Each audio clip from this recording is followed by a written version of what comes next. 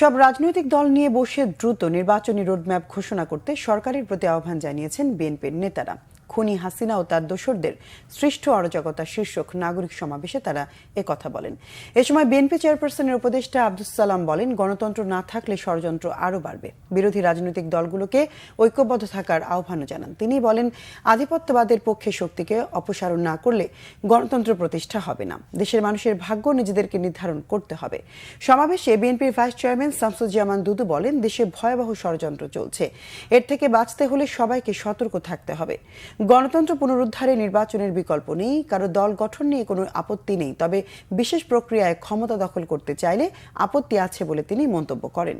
শেখ পরিবারকে গণতন্ত্র হত্যাকারী আখ্যায়িত করে তাদের দ্রুত বিচারের দাবি জানান শামসুজ্জামান দুদু।